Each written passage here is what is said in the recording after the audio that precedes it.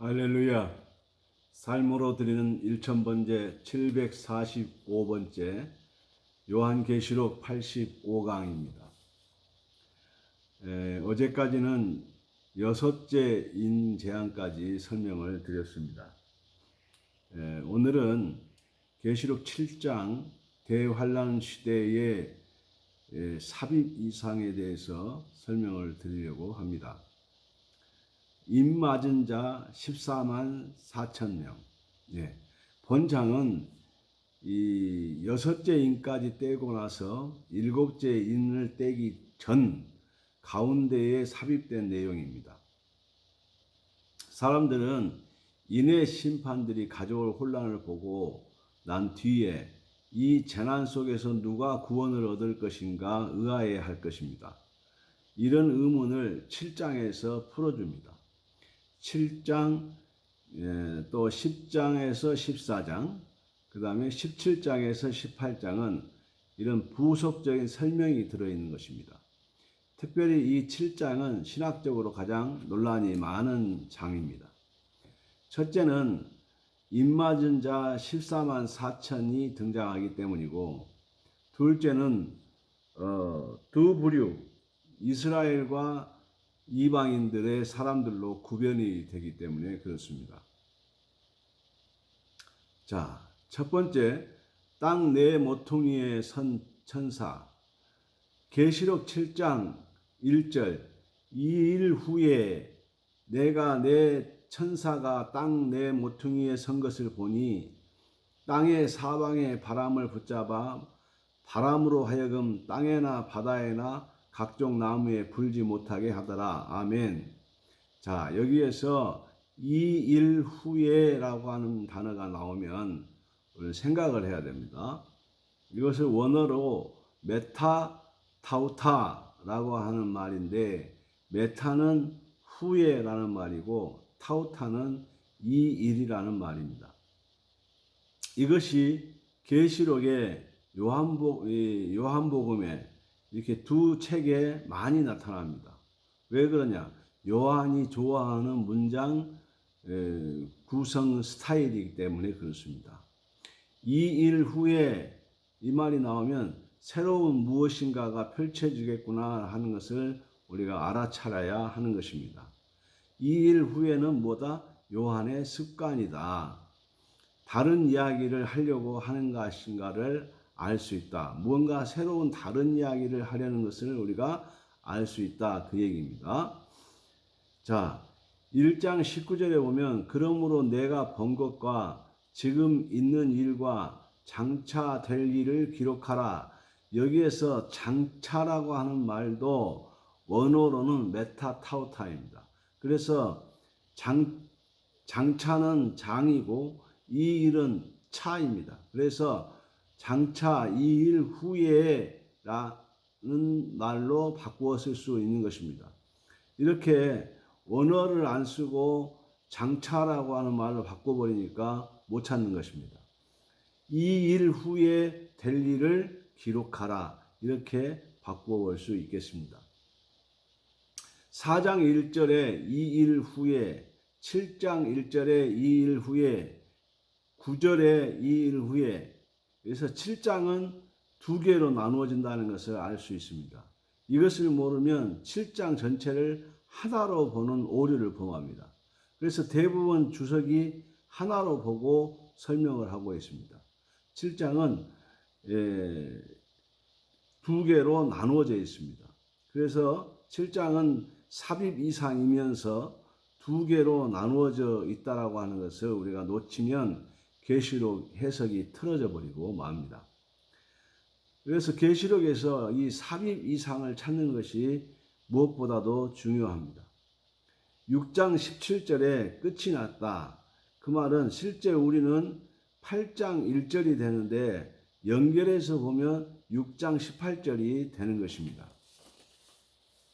그렇게 이 연결된다고 하는 것을 우리가 알고 이해하고 이 성경을 해석해야 되는데, 이것을 계속 이어서 연이어서 쭉 해석해 버리면 혼란이 오고 복잡해지고 꼬이게 됩니다. 자, 7장 1절에서 8절까지가 하나이고 7장 9절에서 17절까지가 또 한 문장입니다. 그래서 두 개가 있는 것입니다. 두 개가 서로 다른 이야기를 하고 있는데 7장 1절에서 8절까지는 이때 대환란 초기에 유대인 중에서 하나님께로 돌아오는 사람들을 얘기합니다. 그래서 전 세계에 흩어져 있던 디아스포라들이 돌아온다. 왜 돌아옵니까? 메시아를 깨닫고 돌아온다 그 말입니다. 자, 7장 9절에서 17절까지는 헬라인들, 이방인들을 포함한 이 헬라인들 중에서 하나님이 택한 사람들이 이때 돌아온다 그 말입니다. 우리는 앞에 가고 이 사람들은 뒷차를 타는 것입니다. 그때 돌아오면 15절 그들 위에 장막을 치시리니 이것이 뭐라고요? 숲곳이라고요. 숲곳. 그때 돌아오는 사람들 하나님이 장막을 친다. 그 얘기는 무슨 얘기냐면 하나님이 보호를 해 주신다 그 말입니다. 신약성경 요한복음 1장 14절에 거하심에라고 하는 말도 이와 같은 말입니다. 그러면 왜 나누려고 하는가? 본 가지와 접붙인 가지를 나누려고 하는 것입니다. 다시 말하면 아들이 말을 안 듣기 때문에 옆집 아들이 그 집에 아들이 되어 들어온 케이스를 얘기하는 것입니다. 자, 다음은 땅 네 모퉁이에 선 천사는 누구일까? 그래서 땅, 바다, 나무를 해롭게 할 권세를 가진 천사들을 얘기하고 있습니다. 심판의 나팔을 불게 될 네 천사들에게 하나님의 종들의 이마에 인치기까지 행동을 계시하지 말라는 명령이 하달이 됩니다. 하나님은 대환란 진노 가운데서 유대인들과 수많은 이방인들을 부르실 것입니다. 본장 7장에서는 두 가지 이상인데 대환란 기간에 구원될 두 부류의 사람들에 대해서 얘기하고 있는 겁니다. 그래서 첫째는 7장 1절에서 8절은 이스라엘 중에서 구원받을 무리들을 얘기하고 있고 7장 9절에서 17절까지는 만국, 헬라인, 이방인들 가운데서 구원될 사람들을 이야기하고 있는 것입니다. 이스라엘의 12지파는 솔로몬이 죽고 난 이후에 나누어졌습니다. 10지파는 북이스라엘, 2지파는 남유다 이렇게 나누어집니다. 그래서 10지파가 북이스라엘로 뭉치고 2지파가 남유다로 뭉치고 나누어집니다. 자, 그래서 이 북이스라엘은 아수르 왕 살만에셀이 주전 721년에 10지파를 다시 분산을 시킵니다. 그래서 아수르인들에게 사로잡혀간 10지파들은 북부 유럽을 거쳐서 서쪽으로 이주를 하였고 잉글랜드를 침입한 자들은 섹슨족의 조상이 됩니다. 백색 영국인과 미국인은 이스라엘 자손에 들어가는 것입니다. 그래서 이들은 이스라엘 10지파들이며 하나님의 약속들에 대한 상속자들이라고 볼 수 있는 것입니다. 레위기 26장 33절 내가 너희를 열방 중에 흩을 것이요 한 예언의 말씀이 그대로 맞아 떨어져 적용되고 있고 야고보서 1장 1절에 흩어져 있는 12지파에 대해서 설명하고 있는데 오늘 여기에서 우리가 이해를 돕기에 충분한 말씀입니다. 자, 오늘은 이 인재앙에 대해 인재앙 7번째를 해야 되는데 목사님 왜 갑자기 삽입 이상을 들먹이시나 그러시는데 순서대로 나가면 6번째 했으니까 7번째 하는 게 맞죠. 그런데 성경은 그렇게 돼 있지 않습니다.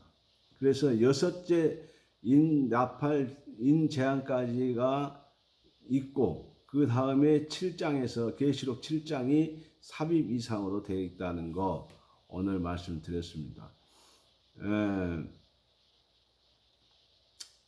계시록이 이렇게 이제 세세하게 쪼개지는 것을 여러분들이 느끼게 될 것인데, 무조건 하고 읽는다고 하는 게 대수만은 아닙니다.